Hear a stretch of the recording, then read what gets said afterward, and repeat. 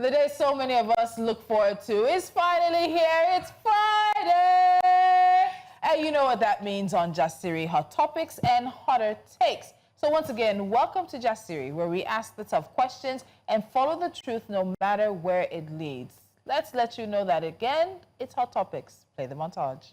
No montage? No montage? Thank God is up.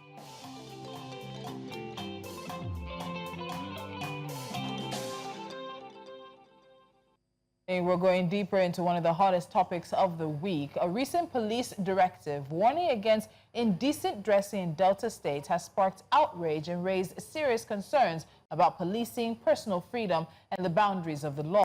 Now, according to reports, the Delta State Police Command announced that individuals found guilty of dressing indecently could face arrest and be fined as much as 50,000 naira if convicted.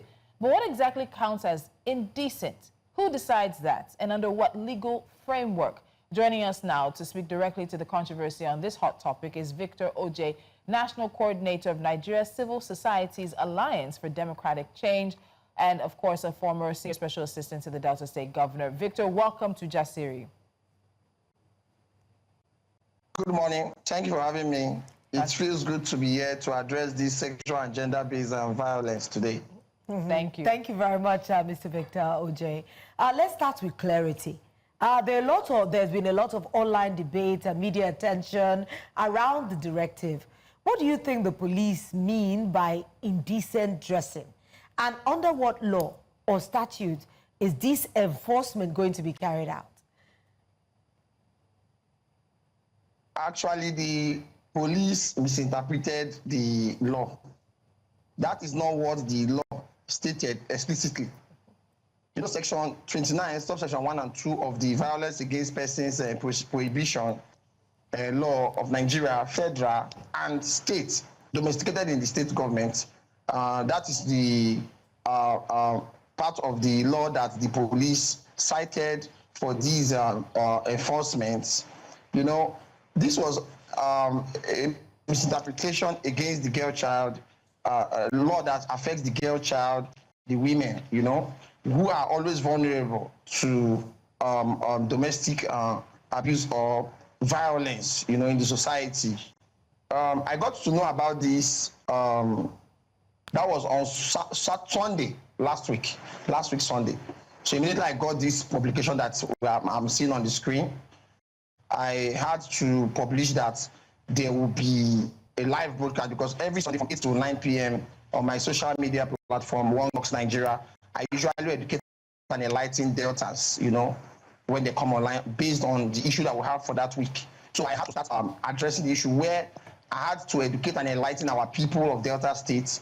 I had to reach out or call out the Delta State government, particularly Ministry of Justice, and other stakeholders in the state government that has the mandate, the duty of care to protect our girl child. I also had to call out the Delta State Police Command for misinterpretation of these law that has to protect our women. Because, look, the Constitution, the fundamental rights from the Constitution that the government of Nigeria gave to the people of Nigeria mandates that Section 39, that the women, Nigerian men, children, as a Nigerian citizen, you have a right to freedom of expression. We also have international instruments, such as the African Charter on Human and People's Rights Act, Article 9, and the Article 19 of the United States Nations Charter on Human Rights, which also guarantees that you have a right to freedom of expression. So the only condition that you could be, your act of dressing could be criminalized is when you expose your genitalia. And this law does not only affect the girl child, because the boy child also sags when they dress. But we all know that the female, the girl child, the women were the targets. There are cases where you see some young men, they wear boxer, they see them walking down the street to go and maybe buy something, and if police people see them, they will walk past them because they are men. But when a woman or a female or a girl child wears a bomb shot and a crop top, the police will not intimidate them, coerce them into arrest, And if maybe they want, because I had a report, in fact, they actually stirred me up, was 2 young girls that were detained by the police there in Asaba, just by Street Spirit Hotel. They had to bail themselves on the spot with the sum of 30,000 naira. So it was now an avenue for the Delta State Police Command to start exploiting the people of Delta State. And Victor, myself, as a leader of civil society in Delta State, we said no. Victor, please. We have to educate our people. Yeah, we need to know when this particular situation with the 2 young girls happened. You said that you had to come into that. When did this happen, It happened on Sunday. Last week almost Sunday. Immediately after the thing was put up on the police timeline. Implementation. So how did they get to 30,000? They started implementation. They started implementation. The 2 young girls were accosted. Yes. So they reached out to me that look at what happened. I said, no, enough is enough. I started publication on my social media handle, One Box Nigeria, and I called for online live broadcast to educate Deltas.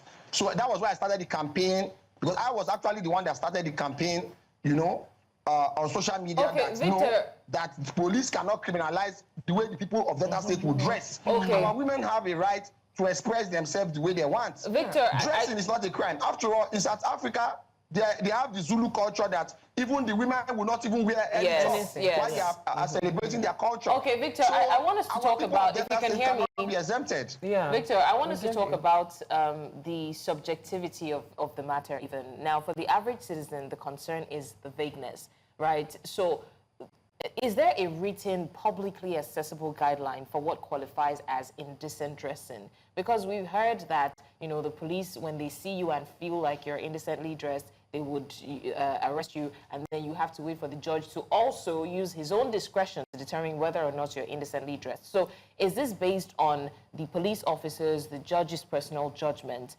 And how dangerous would you say this is for law enforcement to act on vagueness and subjective standards?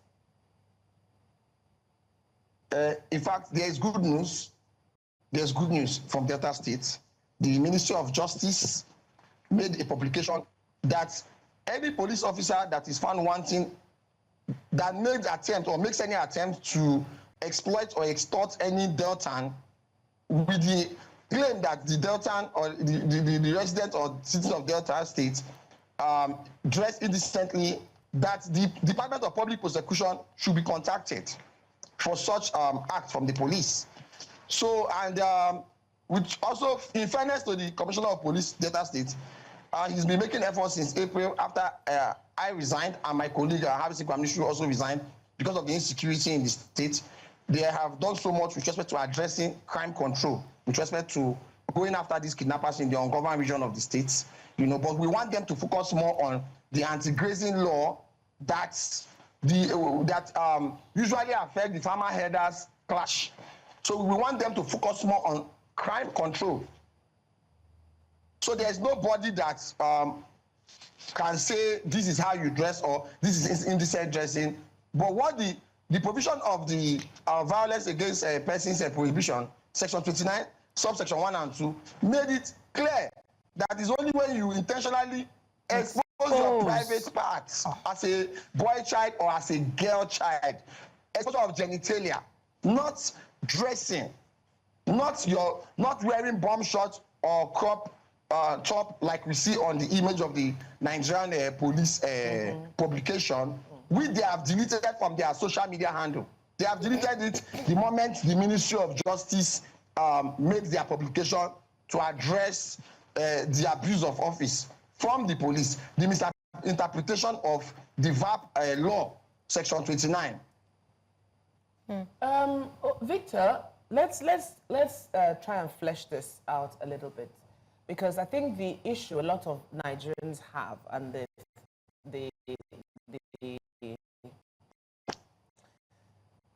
it's not clear actually. The questions we've been asking right from when we started this conversation is the clarity of indecent dressing. What is that thing that makes one decide? What are we looking at? Is it that okay, one boob is out and the other is not out, or one butt is out and the other is not out? So this actually opens the door to profiling, to harassment or abuse, particularly against women and young people. That's on the one hand. On the other hand, you shared with us a story that is still playing in my head. I'm wondering, okay, so the police, they had to pay 30,000. According to the information put out by the Delta State Police Force, it said 50,000 is the fine. That went into the pockets of Exactly. the police officers. So that's what it's like. So 30,000. So how did 50,000 become 30? That's one. And number two, we're talking about profiling because this kind of directive, it leaves a lot of loose ends. So are there any safeguards in place to prevent this profiling, harassment, and all of that? It has already been addressed by the Delta State Ministry of Justice. There's already a publication out there to protect the people of Delta State. So it has been made explicitly clear that any police officer that involves in extortion, exploitation of any Delta with the claim that they are indecently dressed will have to be, their job will have to be terminated. They will be discharged from the police force. And take note that morality is not a crime globally. Morality is not a crime, though the Delta State Command made efforts to criminalize morality. Indecent dressing is all about morality. So you don't criminalize morality. Yeah. You don't criminalize a civil matter, you don't criminalize it. Keep in mind that the Constitution of Nigeria, 1999 as amended, made it very clear that every Nigerian has a right to freedom of expression. Section 39 to be specific. We have international instruments, like I said earlier, the United Nations Charter on Human Rights, the Article 9 of the African Charter on Human and People's Rights Act, made it very clear that Nigerians, globally, whether diaspora, whether Americans, whether Australians, you all have a right to freedom of expression. Whether a boy child, a girl child, a woman or male, you have your rights on how you want to express yourself. Look, we even have a case between Olisaba Koba, SAN, and the DSS, where Supreme Court upheld that morality is not a crime. Yeah. The way you want to express yourself, it's not a crime. This was in 1999 or 2006, there about 2006 or 99. That was when they, no, 99. Then in 2006, Iheanacho versus State, it was also the same advocacy that you don't misinterpret the law. Okay. Because this was what the Delta Command did. They misinterpreted the Section 29, subsection 1 and 2 of the VAP law. Delta State investigated. Victor, just hold on. We're going to continue this conversation because you've landed us at a really good point in terms of the misinterpretation. And we actually put that to a member of the Delta State House of Assembly, and she said, no, this was not a misinterpretation of Section 29 of the Domesticated VAP Act in Delta State. But we'll pick up this conversation because there's a conversation also to be had about priorities as well. This conversation continues after the break. Stay with us.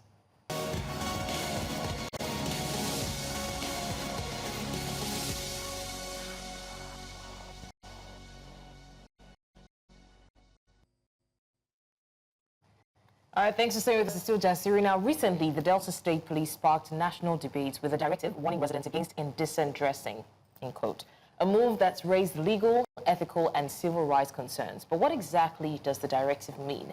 And is it backed by law or just moral policing? Now, Victor Ojei, National Coordinator of Nigeria Civil Societies Alliance for Democratic Change and a former Senior Special Assistant to Delta Governor on Civil Society and NGOs, is still with us. Thank you so much, Victor, for still being here. Now, some people have said that this kind of enforcement diverts attention from more pressing issues, and I'm sure that we talked about that the last time, like armed robbery, like cultism or kidnapping.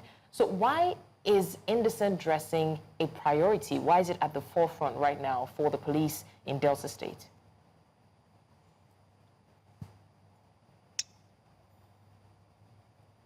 It's like I said earlier on, it was a misinterpretation.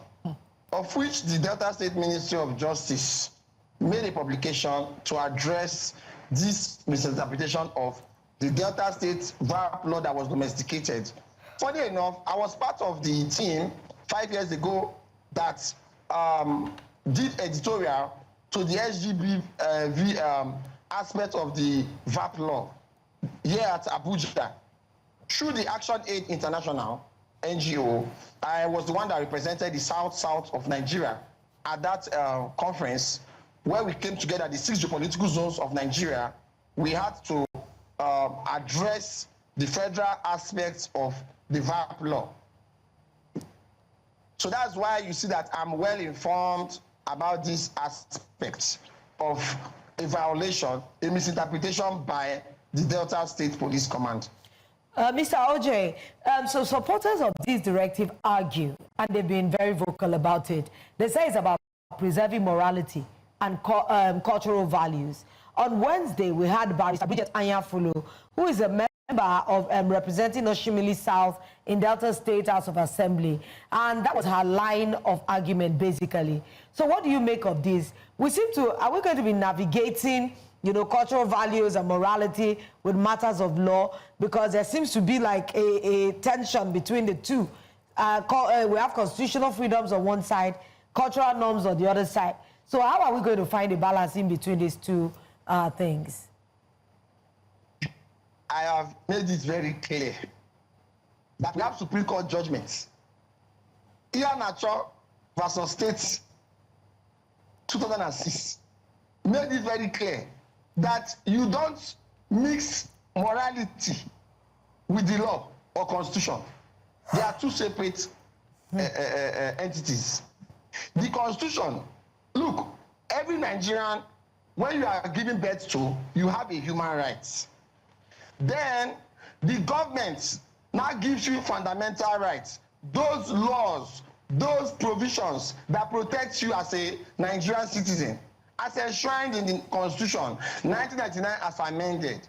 So there is no way you criminalize morality. Look, some pastors reached out to me when I started my campaign that I am trying to encourage immorality in Delta State. I said, no. Look, the government has a duty of care to educate and enlighten our people. We have the National Orientation Agency. We have the National Human Rights Commission. We have the Bureau for Orientation, state governments. These agencies are underfunded. Else, if they are not underfunded, they have the duty of care to educate and enlighten our people on their rights. So they will know their rights through publication, through billboard, through posters, through stickers, through every means. But the truth remains that the government of Nigeria, they are not interested in Nigerians knowing their rights. That is why when you violate the right of a Nigerian, they don't even know. Many Nigerians will tell you that they leave everything to God, whereas God cannot come to attend to your fundamental right that was violated as enshrined in the Constitution. Right that the government has guaranteed you. So what Barrister Bridget Anyafulu claimed that morality is law is wrong. Okay, for instance, tell me the connection when, okay, because they are saying that when these girls expose or dress indecently, that the tendency for rape, like some pastors claimed when they preach out to me. But even Barrister Anyafulu insinuated that. The 1 year old that was raped, the 2 What was she was raped? The minors that have been raped, were they dressed indecently? At all? Yeah, you were saying something. So you see there's no correlation. Yes. Whether you will be raped, whether you are a minor, you are an adult, whether you dress indecently or you dress decent, it doesn't matter. So let's call a spade a spade. The law was misinterpreted. Ministry of Justice, they have given us their position. The publication is there. So irrespective of the fact that a lawmaker representing Oshimili South, Barrister Bridget Anyafulu, gave her own opinion. That is our personal opinion. But that is not the position of the law. And when you talk about law, you don't bring in personal opinion. The laws are already there. The Constitution is already there. What is Constitution? Constitution are laws that people come together to make. They review and they abide by it. By the time you violate it, you will be held accountable because you already came together as a people that these are going to be the laws that will guide you people. Yes, so Victor, not morality. Victor. Morality cannot be intertwined with law. Okay, Victor, we have a live standing by, but there are one or two more questions I quickly want us to get at. I like the fact that you're stressing that the Ministry of Justice in Delta State has issued its position. And you also noted, as we did, that the police command in Delta State removed this particular flyer from their official timeline on X. They have not put anything up. So it's one thing for the Ministry of Justice to say this is our official position. It is another thing for the police to either sort of recall this particular directive or say that they stand with the Ministry of Justice. So what do we do to ensure that there's a meeting in the middle, that this particular law that they're trying to stand on, Section 29 of the VAP Act, is what it is according to the Ministry of Justice, and the police in all effects actually stands down on trying to enforce an indecent dressing directive? We are very, very clear. Our position as Nigerian Civil Society Alliance for Democratic Change, alongside Young Nigerian Rights Organization, alongside Barrister Mike Egune from SAPLE, a legal luminary, that we are heading to the court should any Deltan be exploited or extorted with the claim that they violated the Violence Against Persons law for indecent dressing. That's our position. We are going to ensure that we get justice for any Deltan whose rights was violated. There must be a redress. Okay. And I believe the Delta State Police Command, they are aware of our position because it's a public matter. Mm-hmm. All right, so finally, before we let you go, we've seen viral videos in the past of officers harassing or extorting young people based on how they dress or wear their hair, men and women as well. And some of those videos have emanated from Delta States. And many have pointed out that the NSARS protest started in Delta State. Even if the Ministry of Justice is saying that the position is that it was a misinterpretation of Section 29 of the VAP Act, and we're waiting to see the police come up to speed, how does this situation, in which you've all, as you said, enforcement apparently started since Sunday, how does this kind of situation not worsen the already fragile trust between the police and young Nigerians, and particularly between the police and young Deltans? Is there a way to work to repair that relationship, Victor? The fact remains that our organization is a very popular organization in Delta State. Our phone numbers are a public matter. Our social media presence is public. We are on not less than 800 WhatsApp groups in Delta State. So should the rights of any Delta be tampered with, Deltans know where to look. They know where to look. Our eyes are watching. We are the watchdog.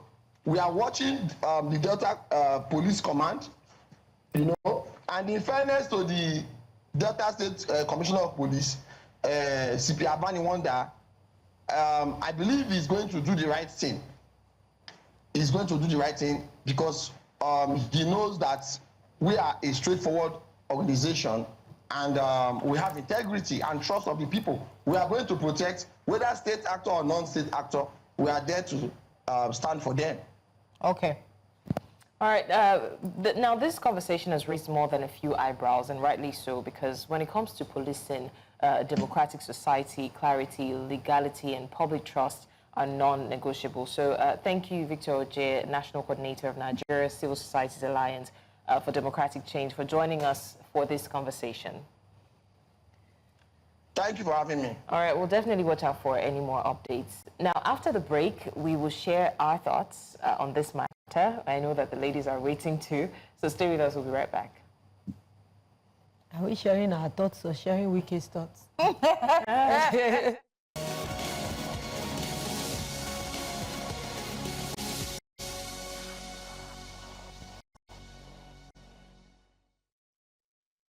Welcome back. Delta State has really felt the fire of the spotlight this week with the news of the police command's indecent dressing directive. On Wednesday, we brought Barrister Bridget Ayafulu, member representing Oshimili South in Delta State House of Assembly. And just a few minutes ago, we were joined by Victor Oje, National Coordinator of Nigeria Civil Society Alliance for Democratic Change. The spotlight over Delta State on this issue doesn't look like it's going away anytime soon. But ladies, we've been hearing all sorts of back and forth, clarification. And I love the question that Tolu posed, the last question he said, that are they not going to think of correcting their error? The error. Because the act, if they're saying that that is not what Section 29 translates as, then there needs to be a correction of that law. Maybe a public apology, you know, given, then they'll say we need to now correct it. And they'll not write the pigeon of it and say, if you indecently expose yourself, maybe like a girl is just in the midst of people, you just bare yourself, or a man just drops his pants and exposes their genitals that way. Maybe that is what the law means, and not really about how they you won't do address that. They won't do that because they want to give room for vagueness. Because they know that to them, what they're referring to as indecency may not be indecency. Be subjective. You know, exactly. So I feel like they would not correct that because they want to give room for that kind of vagueness. That okay, we didn't say this, but still the law said this. It's subjective. You know what I think sometimes? I often wonder who are the people who sit at the table when. So in this conversation, higher-ranking senior police officials in Delta State who sat at the table, who said, okay, let's translate this to Pidgin, let's look at this, then let's use this picture, and then the final person who approved it. What were you thinking? Because it was very clear. When we had the barrister and the member of the Delta State House of Assembly, I read out Section 29. It was not ambiguous, and it did not in any way lead to an intentional understanding that it was dressing. That it was addressing. Decent exposure. So you have to start wondering who are the adults in the room who read Section 29 of the VAP Act and said this thing is about indecent exposure dressing, that this is what we need to do, and then we need to put a skimpily dressed woman on the flyer. They could have then put you took it both. down. You did not explain yourself. You did not apologize, and now the Ministry of Justice has a different opinion, a different stand, and you still have not come out. And this guy just told us that 2 girls on Sunday, they didn't even wait. It came out on Sunday, you started enforcement. So think about from Sunday to now, the stories we haven't heard of maybe young women or young men in Delta State who have been harassed and who have settled. Because you're saying a lot of people you're in Delta releasing information that probably they should not take money. You think it's not going to happen? Yeah. It's amazing that this is happening in a state that I wouldn't have even seen it coming, Delta State for starters. Now in Lagos, we're already struggling with the fact that once you have dreads, you're a Yahoo boy.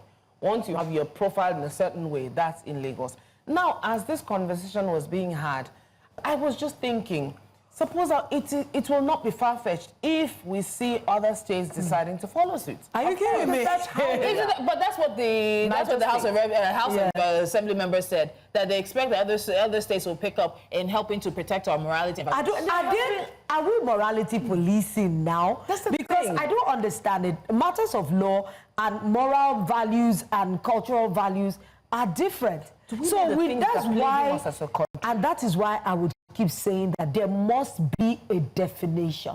Or else that room for ambiguity that they put in the law will keep bringing controversies, and that is why we'll be in court dancing before judges for a long time. The judges got different kinds of pronouncements, different kind of judges with different predisposition. And that's why we'll probably judge differently. May never win because there's a lot of ambiguity in the so that means somebody can actually determine that what you are wearing, according to their own standards and moral values, is indecent.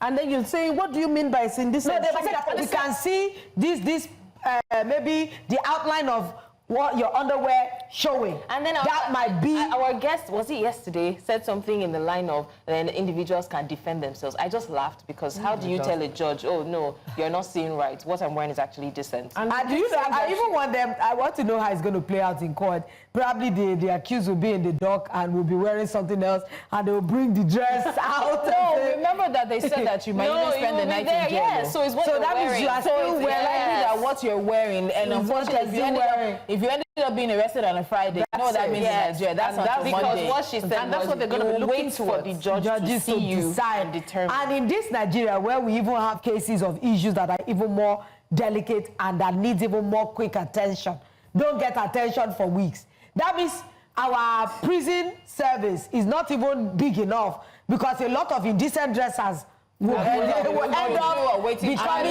trial and will be there for about it, how the prisons are overrun.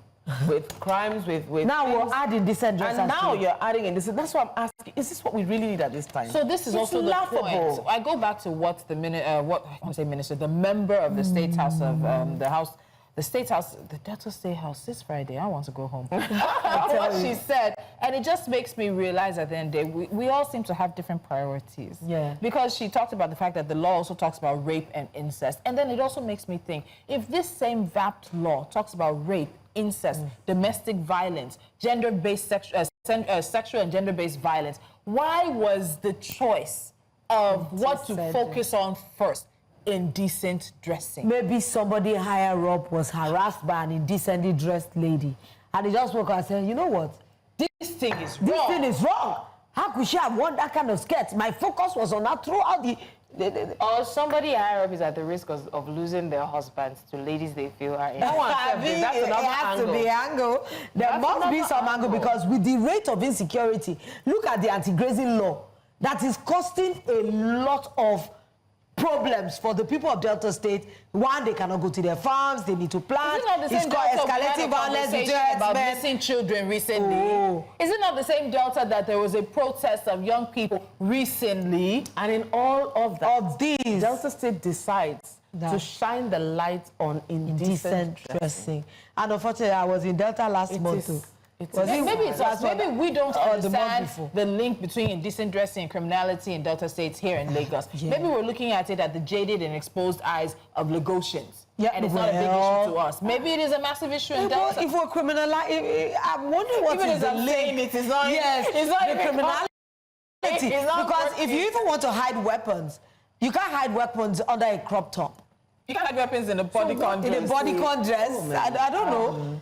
This conversation, I think, okay, no. Let's drink Okay, water. we'll drink water. But before we drop cup, we were actually meant to have the Delta State Police Public Relations Officer, SP Bright Edafe, join us this morning for clarity and the position of the police on that, but he did have to reschedule. And we hope that he will still join us. There's still an open invitation, especially now that the Delta State Ministry of Justice has come out with its position. We want to hear from the police. Apparently, enforcement started on Sunday. And if you're enforcing something that the Ministry of Justice is saying you're misinterpreting, where is the correlation? So the invitation to him still stands open to hear and to get some clarity from the Delta State Police Command on this. All right, so we started a conversation yesterday that we weren't really able to get into, and my fingers are crossed. My toes and everything are crossed that we might be able to get into it, but we're expecting a live broadcast that likely will interrupt us in the next few minutes. But what could bring 50,000 million. Sorry, 50 million. Eshe, thank you very much. I said I want to go home. You don't know. What could bring 50 million naira and speed Darlington together in one sentence? Well, it's the National Agency for the Prohibition of Trafficking in Persons, NAPTIP, which says it is considering placing a 50 million naira bounty on Darlington. This comes after the agency declared the controversial entertainer wanted. He's also now on an international watch list. But as expected, Speed Darlington isn't staying silent. He fired back with a few words of his own.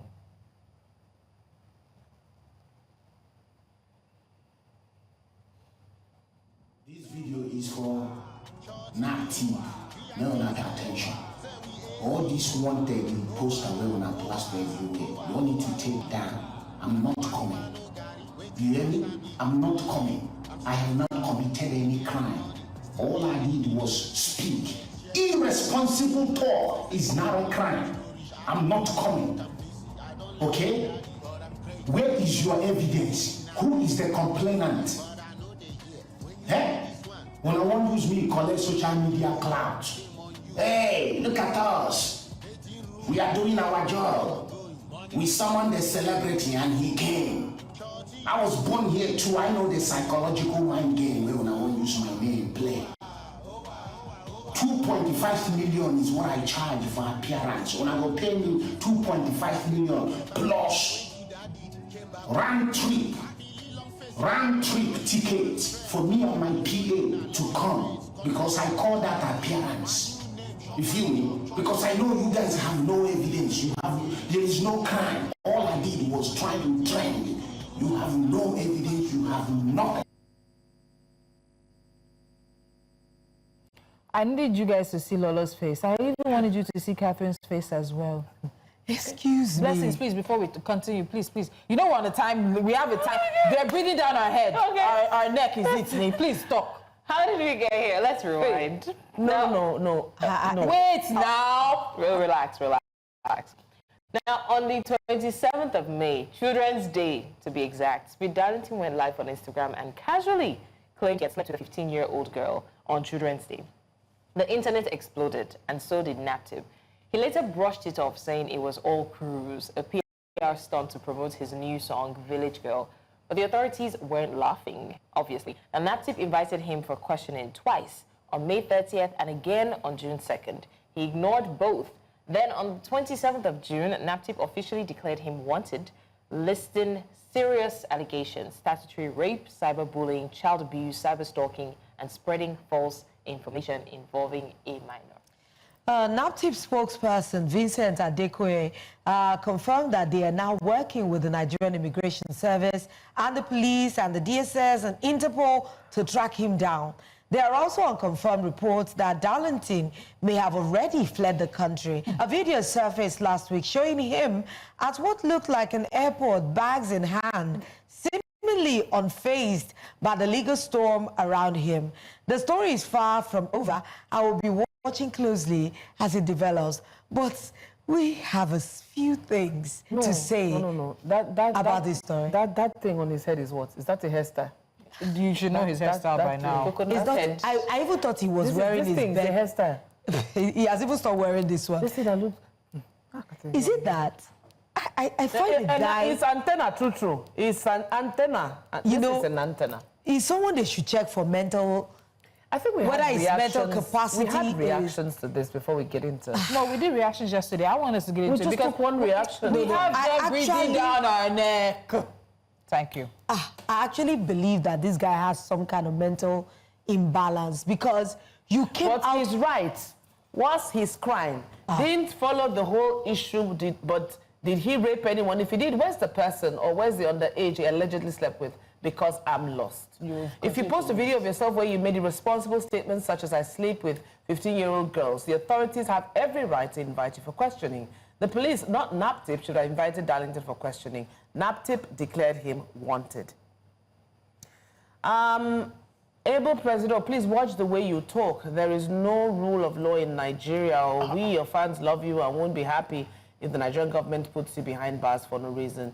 Please watch the way you talk. This is for Speed Darlington. Official Quibe says, you're right, it's normal content. Why are they taking it too serious? Wow. Okay. Ogechuku says, this guy was in Nigeria for weeks before he traveled and they didn't pick him up. Our security apparatus needs to do better.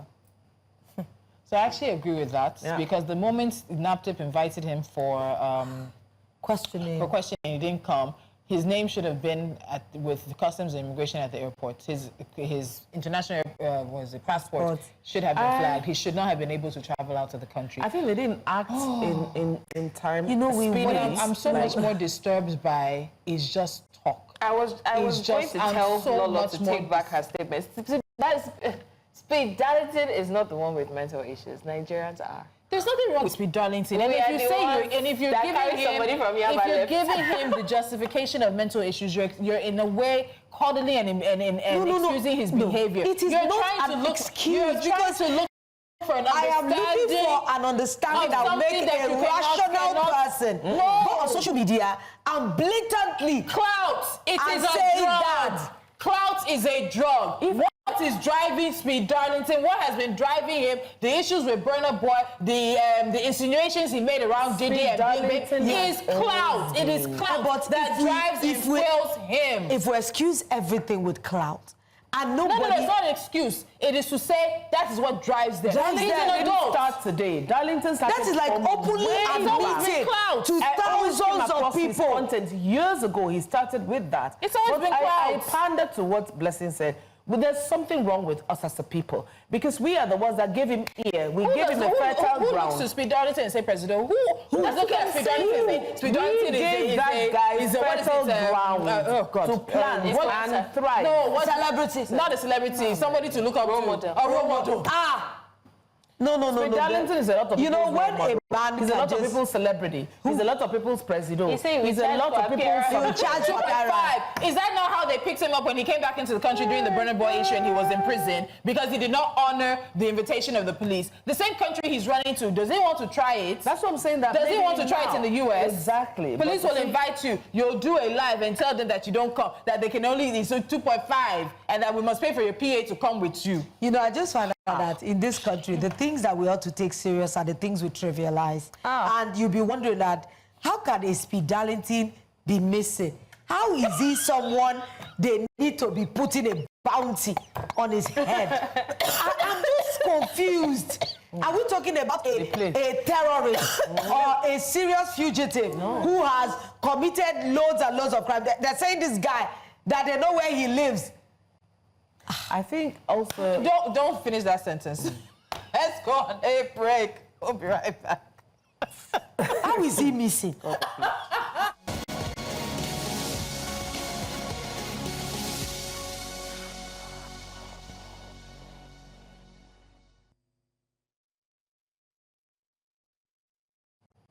You were saying something before I unceremoniously... Wow. It's the weekend. There are so many things I find. We've been saying so many things on this table. Like, number one, he's not missing. That's the truth. He's not missing, whether we like it or not. The man even took video. Dragging luggage wearing his bed sheets inside the airport. And that's why I say we were slow to respond. Maybe it's a paperwork thing, maybe I don't know. But now that is why the government is now, or NAPTIP is now working with Interpol. Because it's beyond our shores now. And committing our resources to look for Darlington. 50 million. When there are people that are in Sambisa Forest, that we have been missing some girls for many years. There has been kidnappings.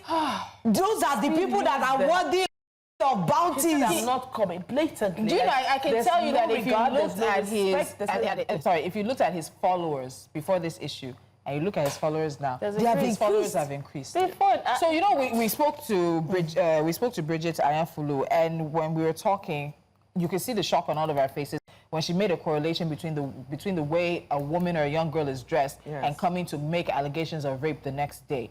And then you come to this issue where Speed Darlington says he's only talking irresponsibly. This guy was on video, unprompted. He even said he had to call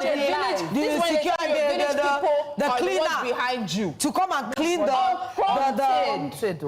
And said he slept with a 15-year-old girl, gave her money, and then called the cleaners in the hotel to come and clean the blood stains because she was a virgin. Then you now come out and say that you were playing and you were making irresponsible comments and you just wanted to trend because that's what you do. And then you have the third part of this situation are the people who are saying, what did he say? Do we not want a working society? That's my only problem. So you can see that we have a society that still does not take issues of sexual and gender-based violence seriously. Otherwise, a grown adult man would not use allegedly sleeping with a 15-year-old virgin as something to chase clout. Have you not heard people? There's been responses to that. Say, oh, is he the only one now who then catch be thief? So this one they want to catch him. Yeah, they say, oh, la la. Let them investigate. If you didn't do anything, go and say I was catching cruise. Put your statement down and leave. Who are you? If there's no complaining, Abi, because he's saying that there's nobody complaining, but you make comments that have the possibility of even leading young men astray. You make comments that even just made victims of sexual and gender-based violence feel shame and stigma, and you can't even have the sense to realize what you did. And actually, there should be consequences for this. There should be some consequence for this. Irresponsible talk. So now I can just go on social media now and say, oh, I did this with the president. And I'll now come back and I'll say, I'm catching cruise. Are you kidding me? We can all do that now. I didn't mention which country's president. Are we saying that we can go about and talk irresponsibly and expect zero consequences? That's allowed. It's just like what I was writing about how people take everything like clout. But our security apparatus also, it needs to be questioned. There was a time we had a leader in this country, if you know, you know. You know, you can't just say things like this and they burn you well. As you're saying, before it reaches the ground, they have whisked you away. Listen, there has to be consequences for your actions, whether it's it's by what you say, it's by what you do. There has to be consequences. So you don't go out running your mouth unnecessarily like a broken tap. Hey, but he has gotten away with so many. Half of the time when people want to take up, build-up. Of course, a build-up. He has been taunting people, making some nasty comments, and nothing has happened to him. Of course, if any individual would build on that, you build on it. You know that maybe the next time he's going to see the president and say, oh, and talk about the president in any kind of way that he likes. And he'll be like, it doesn't matter. I'm catching cruise and this is Nigeria. We can't keep doing this. Okay. All right. So I think this is where we draw the line here. Yes. Tab. Pull the curtain, baby. Pull the hands up. Curtain is pull the curtain, baby. We're going to pull the curtain. No, not pulling. If you pull this way, you close the curtain. We'll close the curtain and put a peephole because all right. We are closing the curtains. We are closing the curtains on Jassy. I'll put a peephole in there. Please just bear with us. You saw that a lot was going on today, but thank you so much for joining us throughout this week. We head to the Federal Capital Territory right now, where there is an inauguration of another project under Minister Nyesom Wike, and we're hearing that Vice President Kashim Shettima is also present. We'll see you guys on Monday. Trust us, we have some fantastic conversations coming your way next week. Until then, be safe. Bye.